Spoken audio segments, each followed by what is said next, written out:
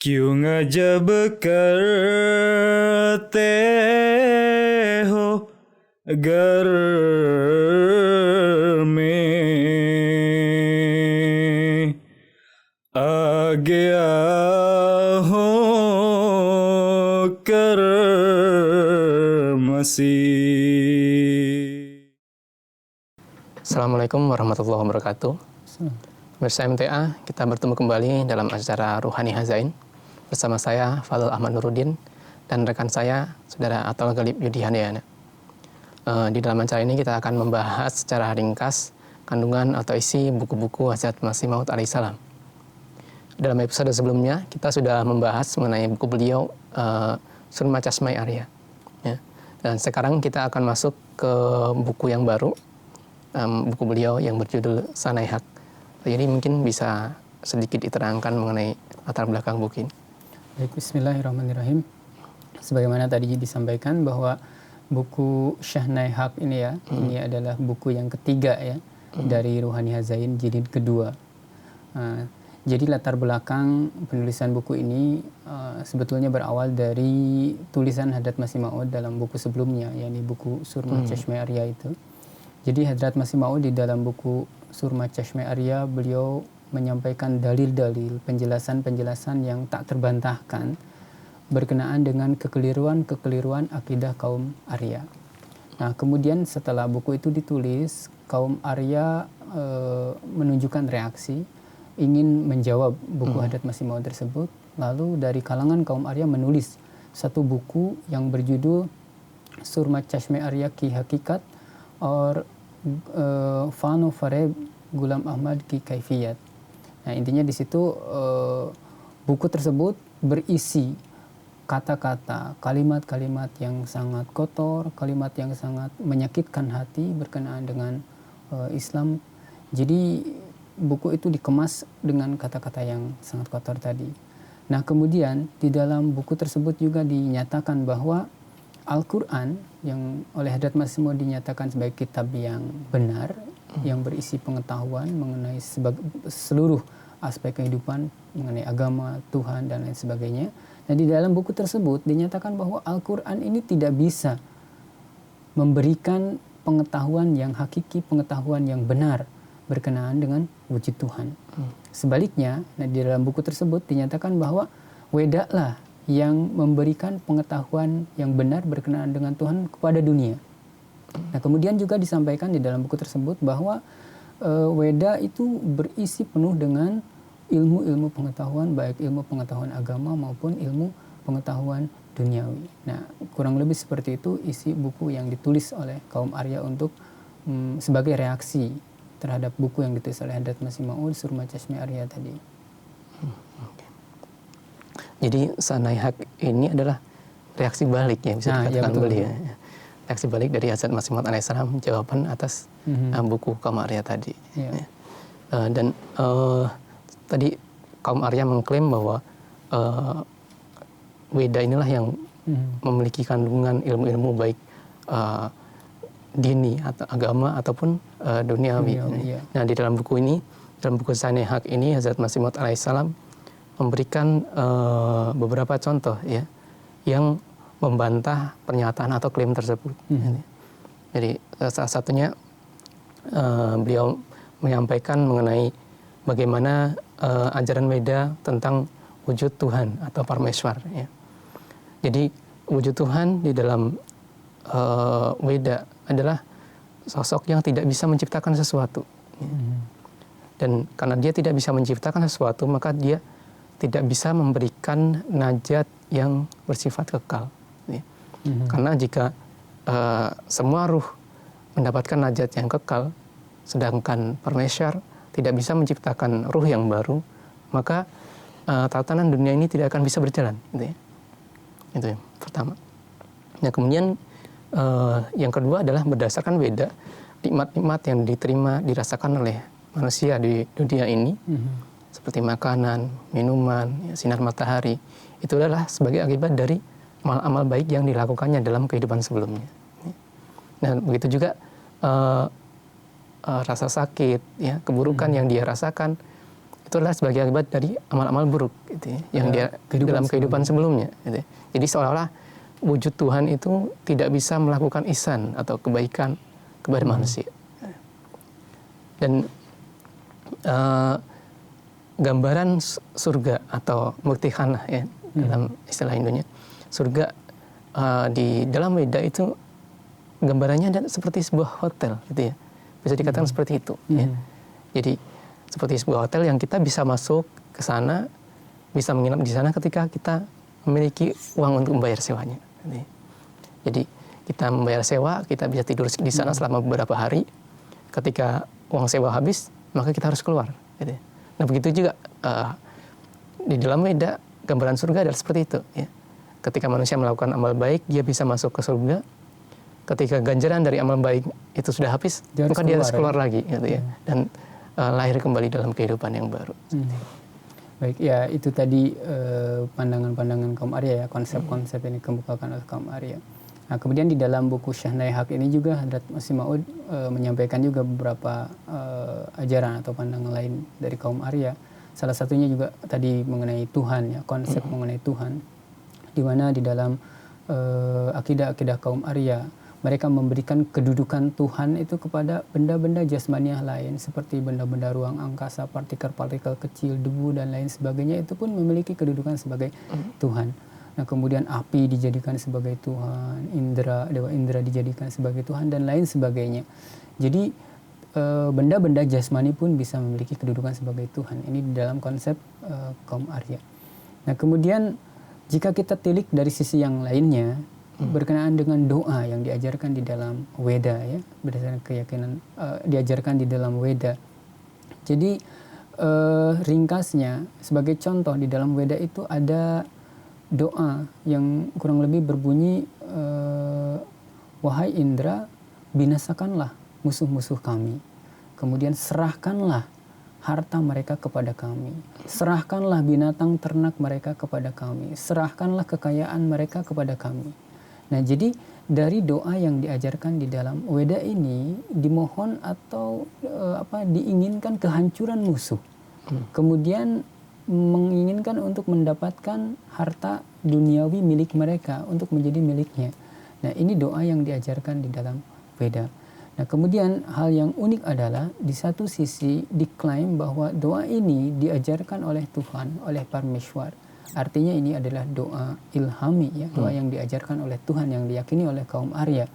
Dan di sisi lain kalau kita lihat doa ini tidak terkabul karena banyak musuh kaum Arya pun tetap unggul atas mereka.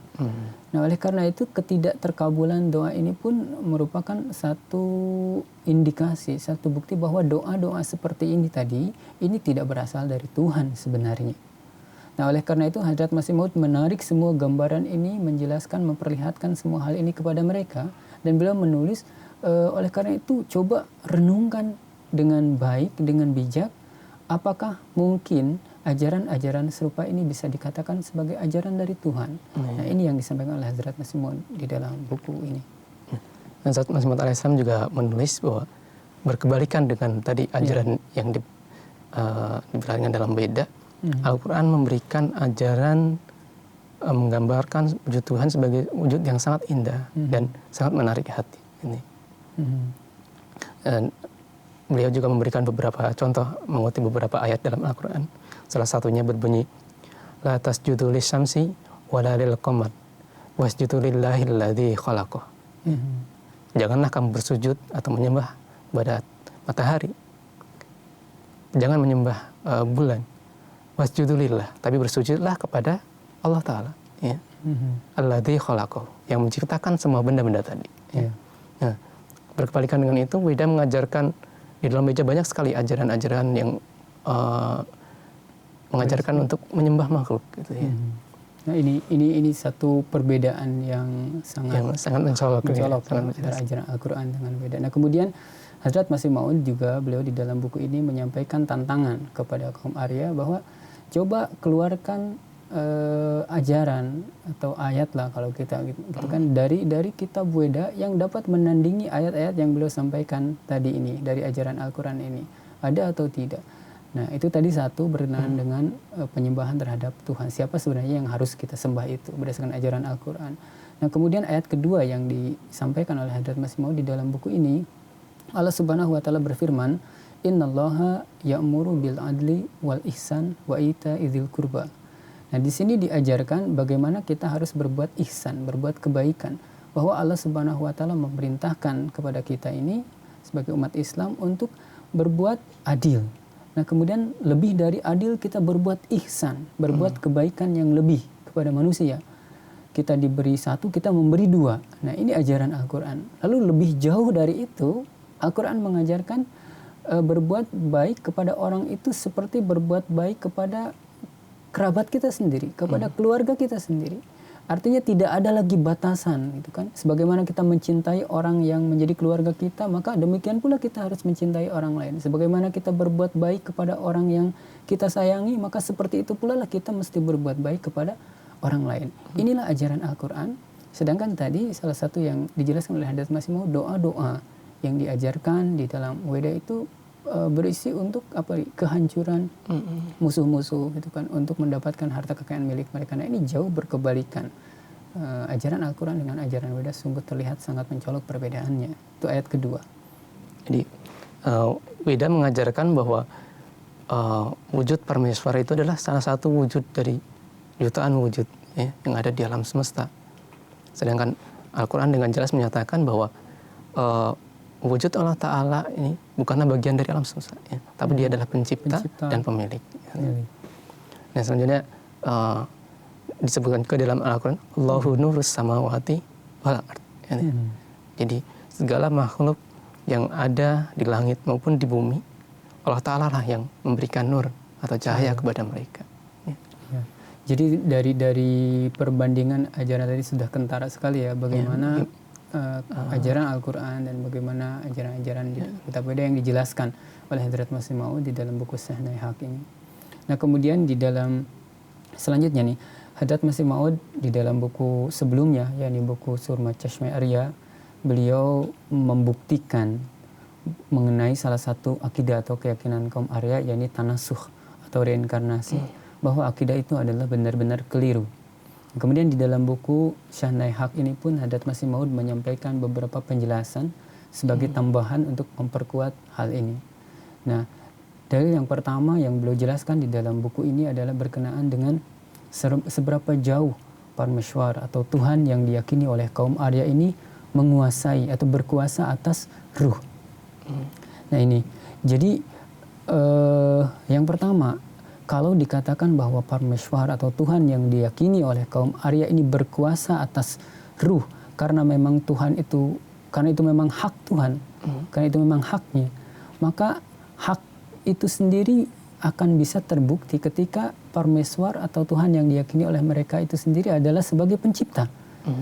Nah, barulah Tuhan berhak atas ciptaannya. Kalau Tuhan bukan pencipta, tidak memiliki keberhakan atas karena bukan ciptaan. Nah, mereka berkeyakinan bahwa Parmeshwar atau Tuhan ini tidak menciptakan ruh dan jisim, gitu kan. Jadi Tuhan itu sebenarnya tidak berhak, gitu kan, atas ruh, tidak memiliki kuasa atas ruh karena bukan penciptanya. Kemudian kuasa Parmeshwar atau Tuhan atas ruh itu juga dapat terbukti ketika dia dapat memberikan rahmat atau kasih sayang tanpa melihat amal-amal mereka. Hak Tuhan atas ruh itu juga bisa terlihat atau bisa terbukti ketika dia, yakni Parmeshwar atau Tuhan itu dapat memberikan najat atau keselamatan yang abadi kepada mereka. Nah, sedangkan berdasarkan keyakinan kaum Arya bahwa Parmeshwar itu tidak memberi najat itu tidak diberikan secara abadi, gitu kan. Nah, ini bertolak belakang. Artinya dari situ terbukti bahwa Parmeshwar atau Tuhan yang diyakini oleh kaum Arya ini tidak memiliki kuasa atas ruh sebetulnya. Nah, kemudian sisi kedua, jika memang dikatakan bahwa Parmeshwar atau Tuhan itu memiliki kuasa atas ruh secara paksa. Sebagai contoh, misalkan ada seorang yang memiliki kekuatan lalu ia menguasai orang yang lemah secara paksa. Jika itu yang dimaksud dengan kuasa Parmeshwar atas ruh, maka ini tentu membuktikan bahwa nauzubillah Parmeshwar itu memiliki sifat yang zalim atau aniaya. Dan hal ini tentu tidak benar ya sama sekali. Nah, oleh karena itu keyakinan kaum Arya ini ya bertolak belakang gitu ya. Jadi tidak terbukti dari situ bahwa Tuhan itu memiliki kuasa atas ruh, karena keyakinan mereka tidak terbukti. Jadi dalil kedua yang beliau sampaikan adalah bahwa makhluk-makhluk rendah ya seperti binatang atau serangga itu tercipta ketika manusia mereka melakukan keburukan ya, sehingga kemudian terlahir kembali dalam wujud yang lebih rendah. Jadi seolah-olah terciptanya makhluk-makhluk yang lebih rendah itu seperti sebuah kebetulan gitu ya. Jadi kalau manusia tidak melakukan keburukan maka tidak akan tercipta. Nah, berkebalikan dengan itu, Al-Quran menyatakan bahwa seluruh makhluk yang ada di langit dan di bumi, dari yang terbesar sampai yang terkecil, itu semuanya diciptakan memiliki suatu tujuan, ya, dan dibaliknya terdapat hikmah yang sempurna. Ya. Dan wujud-wujud makhluk itu sendiri, di dalam dirinya terdapat suatu bukti mengenai keberadaan wujud Allah Ta'ala. Ya. Kemudian itu dalil yang kedua ya. Dalil yang ketiga, Hadrat Masih Maud lebih lanjut menyatakan bahwa seandainya diterima atau diyakini bahwa makhluk-makhluk yang rendah tadi seperti binatang, serangga, babi, sapi dan lain sebagainya, hewan-hewan itu tercipta sebagai akibat dari amal buruk manusia pada kehidupan sebelumnya, maka bisa saja terjadi bahwa di antara para resi atau orang-orang suci di kalangan orang Hindu itu pada kehidupan sebelumnya atau pada kehidupan yang akan datang, itu bisa saja mereka terlahir dari antara makhluk-makhluk rendah tadi. Nah, seperti itu. Kalau itu diyakini dan diterima. Selanjutnya, Hadrat Masih Maud menyampaikan mengenai sebuah dalil yang disampaikan oleh kaum Arya untuk mendukung paham reinkarnasi. Ya. Jadi mereka menulis bahwa seorang bayi ketika lahir dia mencari ibunya untuk menyusu. Gitu ya. Ya, mereka mengatakan bahwa mereka secara alami mencari ibunya untuk menyusu adalah karena ingatan mereka dari kehidupan di masa lalu. Nah, Hazrat Masih Maud alaihissalam menyampaikan bahwa setiap makhluk mereka memiliki kebutuhan untuk makan. Jadi secara alami mereka akan mencari ke arah di mana terdapat makanan itu. Ya. Jadi dan itu bukan hanya terbatas kepada ibu. Ya. Misalnya ketika seorang bayi dia biasa diberi minum dari susu dari botol, ketika lapar dia akan mencari botol, gitu ya. Tapi tidak mencari ibu. Ya, alami. Nah, itu naluri alami. Dan ini bukan hanya terbatas pada manusia, gitu ya. Bahkan tumbuhan, hewan, bahkan benda-benda mati itu juga memiliki di dalamnya terdapat naluri. Misalnya tumbuhan, ya, dia secara alami akan berusaha mencari air, gitu ya. Kemudian cabang-cabangnya secara alami dia akan condong ke arah cahaya. Karena itu makanannya. Gitu. Jadi inilah yang diisyaratkan di dalam Al-Quran. Ata kulla syai'in khalaqahu tsumma hada. Jadi dia menciptakan segala sesuatu, kemudian dia memberi petunjuk ke arah kebutuhan-kebutuhan mereka. Jadi dia menanamkan insting atau naluri itu di dalam diri mereka. Nah, kemudian kalau diterima bahwa tadi bayi mencari susu karena ingatan dari masa lalu, itu sebenarnya bertentangan dengan akidah mereka sendiri, ya. Karena misalnya seekor ulat, dia instingnya adalah mencari daun kan, ya. Seperti bayi mencari susu. Ya. Kalau misalnya dia dalam kehidupan sebelumnya dia adalah ulat, ya. Kemudian dalam kehidupan sekarang dia lahir sebagai bayi manusia, maka insting dalam kehidupan sebelumnya seharusnya dia mencari daun, ya kan? Bukan mencari air susu ibu. Gitu. Ya. Gitu. Jadi itu bertolak belakang. Bertolak belakang dengan akidah mereka sendiri. Baik, selanjutnya juga saya ingin menambahkan dalam buku Sahnai Haq ini Hazrat Masih Maud beliau menyampaikan hal-hal lain.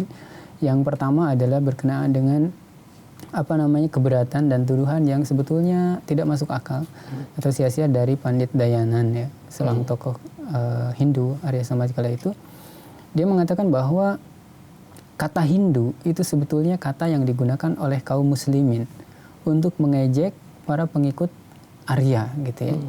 Nah, jadi di dalam kata Hindu itu terdapat konotasi yang negatif, ada pencuri dan lain sebagainya. Nah, itu digunakan oleh kaum muslimin untuk mengejek, gitu ya, orang-orang yang orang-orang Arya, sedangkan nama asli mereka sendiri adalah Arya. Nah, ini tuduhannya. Nah, di dalam buku ini juga Hadrat Masih Maud beliau menyampaikan penjelasan berdasarkan penelitian, dan beliau mengutip juga penelitian dari beberapa sarjana yang membantah tuduhan tersebut. Kemudian hal lain yang beliau sampaikan atau tulis di dalam buku Syahnai Haq ini juga berkenaan dengan daging sapi ya.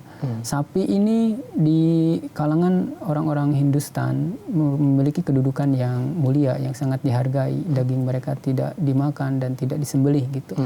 Nah, Hazrat Masih Maud menyampaikan bahwa kalian ini sebenarnya membuat-buat ajaran baru. Karena apa? Karena ini bertolak belakang atau bertentangan dengan Weda sendiri. Hazrat Masih Maud menyampaikan bahwa telah terbukti di dalam Weda bahwa pada masa Weda, pada zaman dahulu, daging sapi itu sapi biasa disembelih, biasa dimakan, dan biasa diperjualbelikan. Ini terbukti dari Weda. Nah, kemudian Hazrat Masih Maud sebagai contoh mengutip di dalam kitab Manu Sastra ya. Di situ disebutkan bahwa daging sapi itu pada zaman dahulu biasa dimakan dan diperjualbelikan ya. Di dalam Rigveda juga untuk pengorbanan itu hendaklah digunakan daging sapi. Kemudian juga daging sapi adalah daging yang terbaik. Pernah sekali waktu dikorbankan 300 ekor sapi dan lain sebagainya. Lalu di situ juga Hazrat Masih Maud mengutip satu penelitian dari seorang yang bernama Wilson.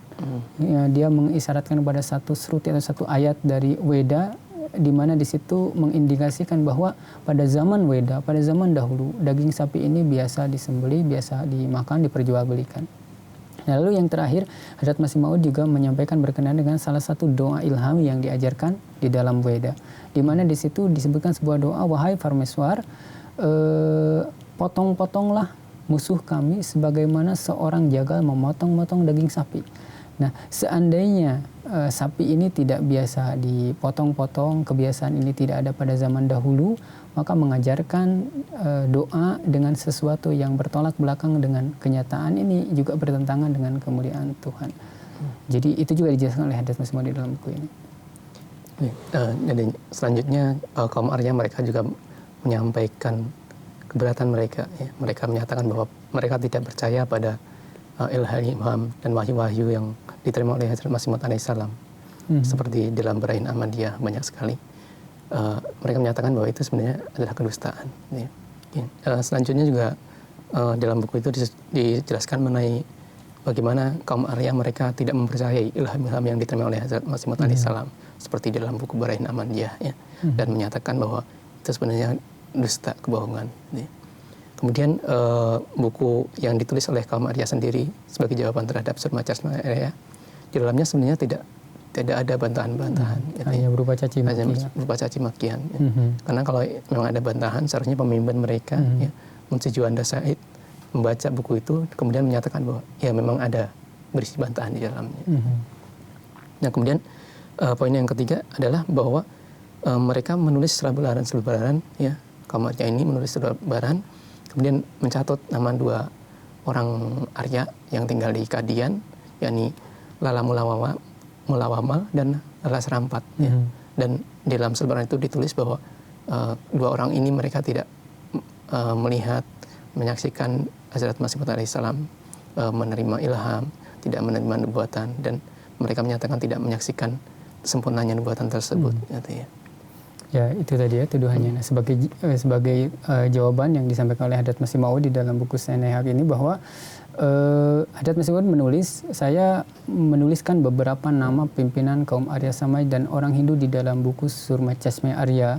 Jika memang mereka tidak meyakini pernyataanku ini, maka silakan mereka datang tinggal bersamaku 40 hari. Jika mereka tidak menyaksikan tergenapinya ilham, maka aku akan memberikan hadiah kepada mereka 500 rupiah. Nah, kemudian lagi Hazrat Masih Maud juga menyeru orang yang menulis buku tadi, yang ditulis untuk menjawab buku Surma Chashma Arya, silakan datang tinggal bersamaku selama 40 hari. Kalau memang tidak melihat tanda, maka aku akan memberikan hadiah 100 rupiah.